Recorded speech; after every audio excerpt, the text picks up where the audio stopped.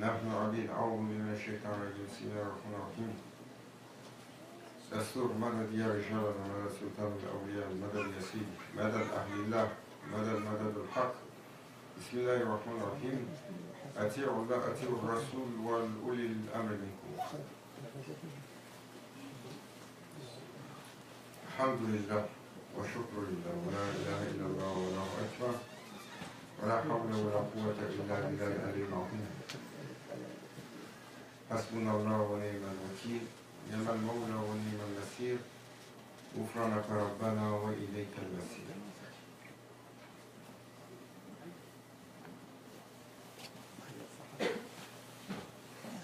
Nous rendons louange à Allah Azza wa Jal, Jalal al-Haq. Nous invoquons sa lumière et sa guidance pour que nous soit accordé un instant de rappel et de partage sur le chemin de l'islam. Allah Azza wa Jal nous rappelle, Bismillah ar-Rahman ar-Rahim, Inna dina indallahi l'islam. Dans ce verset, le chemin vers la présence divine, c'est le chemin de la révélation. Din al-Islam. La révélation qui est descendue avec les prophètes, les messagers, 124 000 d'entre eux, sur une chaîne sans discontinuité. De Sayyidina Adam alayhi salam, à travers Sayyidina Nuh, Sayyidina Ibrahim alayhi salam, Sayyidina Yaqub, Sayyidina Daoud, Sayyidina Suleiman, Sayyidina Yusuf, Sayyidina Yusha, Sayyidina Haroun, Sayyidina Zakaria, Sayyidina Isa, Sayyidina Moussa, all the way, tout le chemin jusqu'au prophète sallallahu alayhi wa sallam.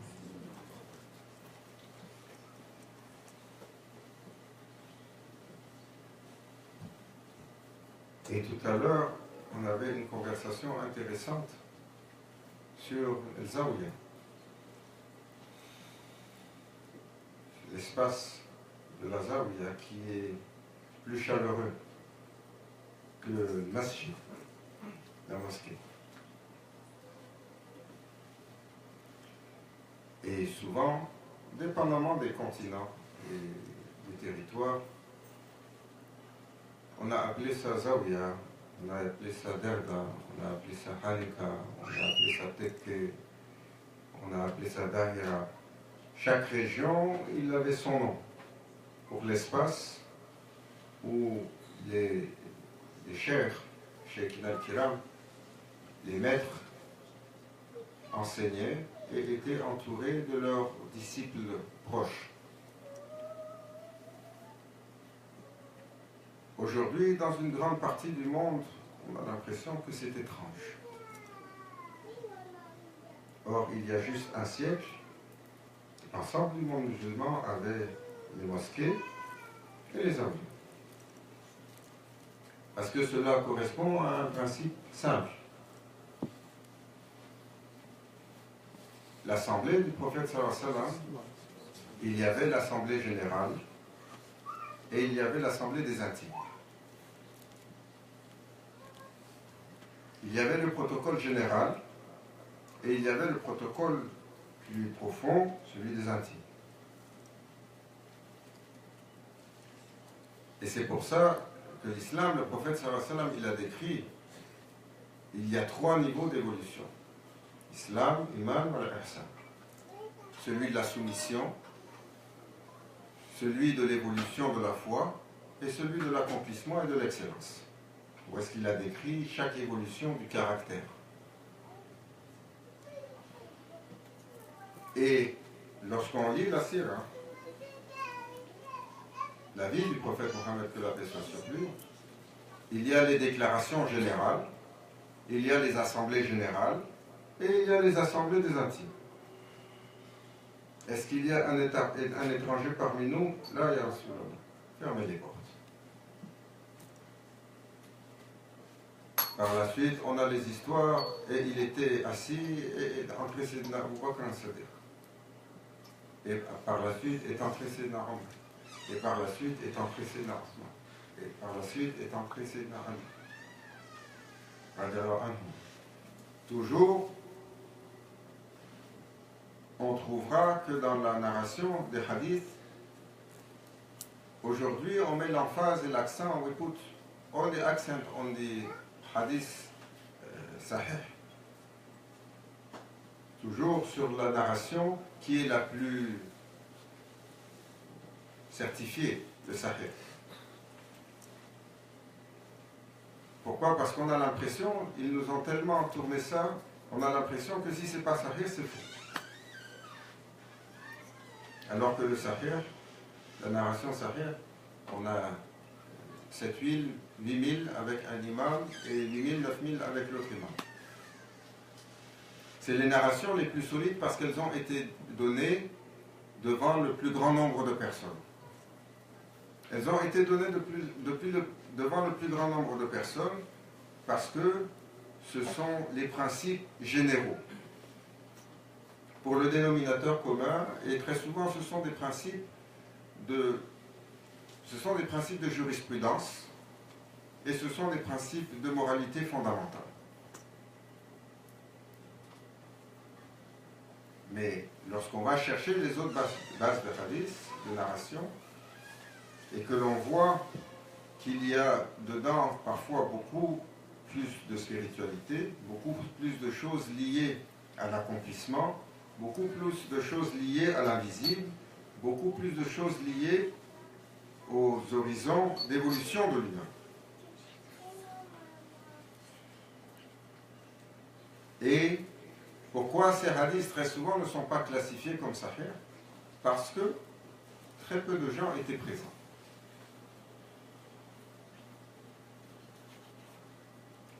Et il faut se rappeler donc que c'est un héritage fondamental. Shaw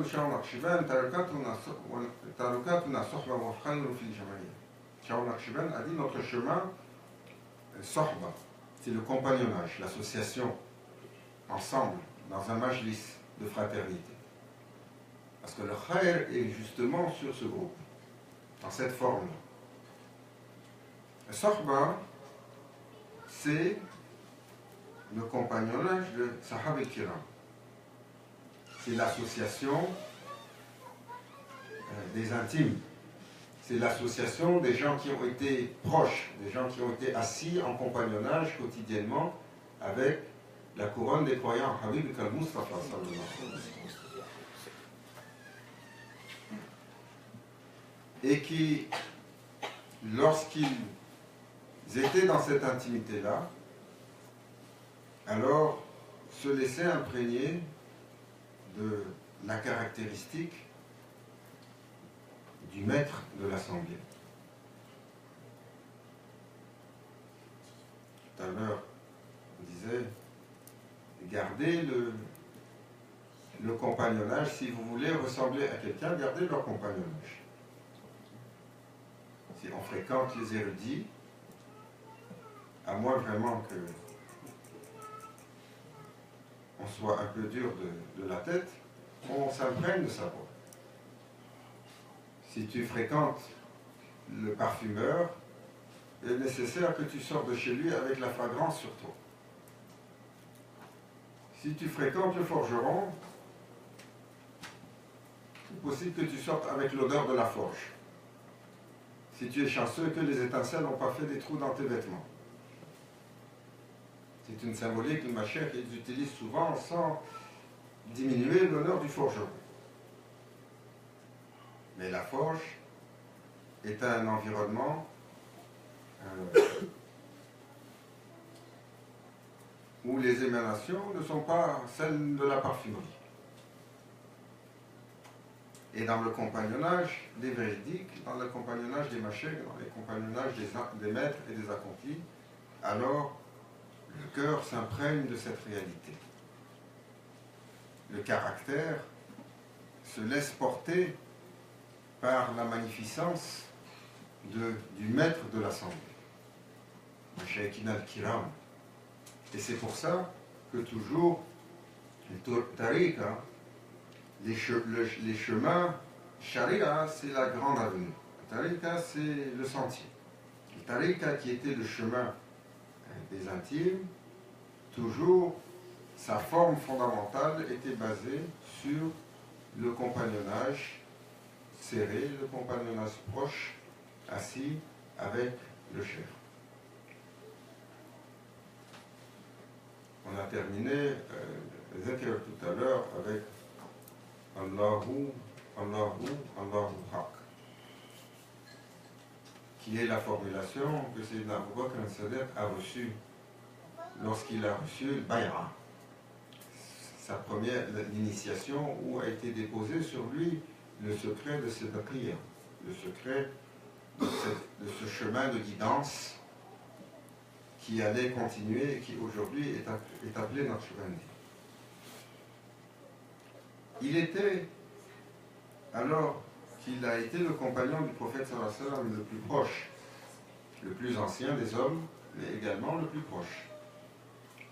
Il l'a accompagné alors qu'il était poursuivi par les gens de Quraysh, les gens de la Mecque. Et dans cette échappée est arrivée la fameuse histoire de Gawth Thor, la caverne de Thor, où il est allé, le prophète sallallahu alayhi wa sallam, avec Abu Bakr, et les gens de la Mecque les poursuivaient pour les mettre à mort. Ils sont rentrés dans cette caverne-là. Aussitôt qu'ils sont rentrés, alors il y avait une araignée sur le bord de la caverne qui a commencé à tisser sa toile pour fermer la porte. Et après, il y avait des colombes. Elles sont venues et elles sont posées tout autour de l'entrée de la caverne.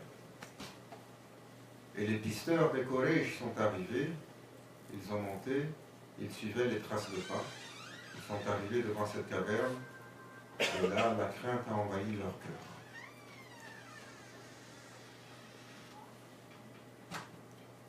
Ce n'est pas qu'ils se sont dit c'est pas possible qu'ils soient passés par là parce qu'il y a la toile d'araignée qui couvre la chose. Ils sont perspicaces. Ils se sont dit, il y a ici quelque chose de très inhabituel. Que les créatures de la nature protègent ce chemin et que les tourterelles qui d'habitude, les colombes s'envolent au moindre bruit, restent là et protègent ce sanctuaire, nous ne pouvons plus avancer. Et ils ont prétendu qu'ils avaient perdu la trace. Et c'est arrivé à l'intérieur un événement. Quand Sayyidina Abu Bakr était inquiet parce qu'ils étaient poursuivis, Allah Azza wa Jal a révélé, et le prophète sallallahu alayhi wa sallam a dit à Abu Bakr, ne sois pas inquiet de deux, le troisième est certainement Allah. Le Seigneur est présent avec eux. Et alors qu'ils étaient dedans, le prophète sallallahu alayhi wa sallam a tenu à se reposer. Il était fatigué. Et il a fait la sieste. Et Sayyidina Abu Bakr a donné son genou pour qu'il pose sa tête.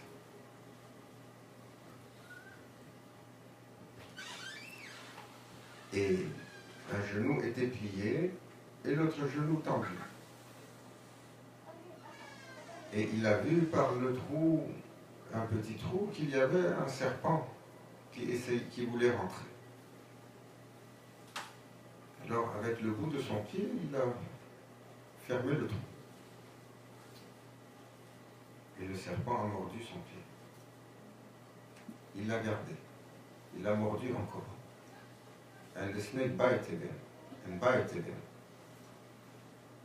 And c'était un serpent venimeux. Et il ne voulait pas partir, il continuait à mordre.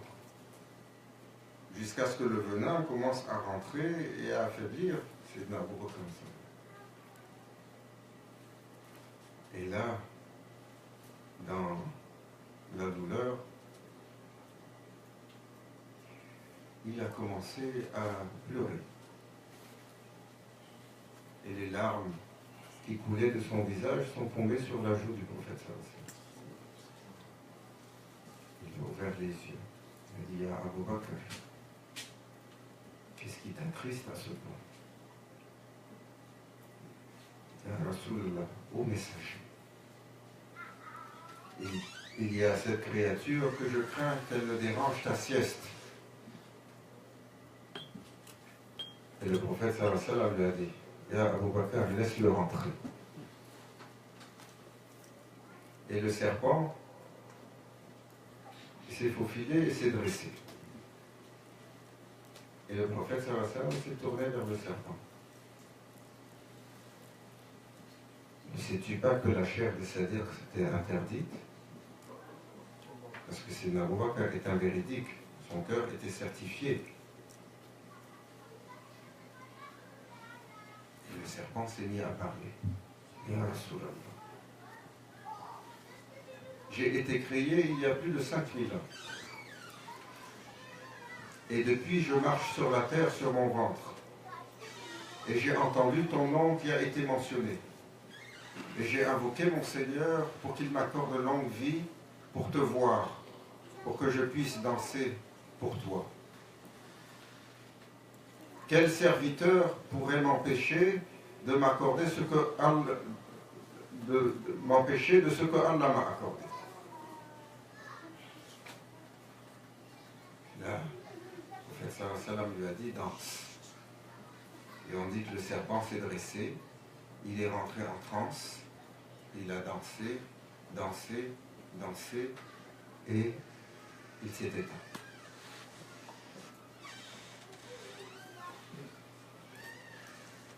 Et le prophète sallallahu alayhi wa sallam a dit à Abu Bakr, il a pris de sa salive bénie, et il l'a lu sur la plaie de la morsure, jusqu'à ce que soit extrait le venin et que la plaie soit alléchée. Et c'est là qu'il lui a donné la main. Et à Abu Bakr, répète avec nous. Allahu, Allahu, Allahu Akbar. Le sceau, c'est décrit qui aujourd'hui le sceau Tariqa Naqshbandiyatil Alima, que tout le temps on récite, au moins quand on fait le wazifa. Quand on finit le adab de notre litanie quotidienne, le wazifa, c'est avec ça qu'on le ferme avant de passer au dhikr. Et quand on fait le Khatm Khajagan, le jour où le chef nous appelait de céder avec Allahu, Allahu, Allahu. Un dhikr particulier parce qu'on dit que c'est le dhikr de l'intimité, de la proximité du Seigneur des mondes. À cet instant, c'est Abu Bakr al-Sadiq, Allah sait quel espace lui a été ouvert. Dans quelle présence lorsque cela lui a été donné. Qu'il nous est honoré aujourd'hui de partager, au même titre que les trésors de Coran Karim, les trésors de la révélation. Dans quelles conditions cela a été révélé et qu'est-ce que ça accorde à celui qui répète? Qu'est-ce que ça ouvre? Qu'est-ce que ça dévoile?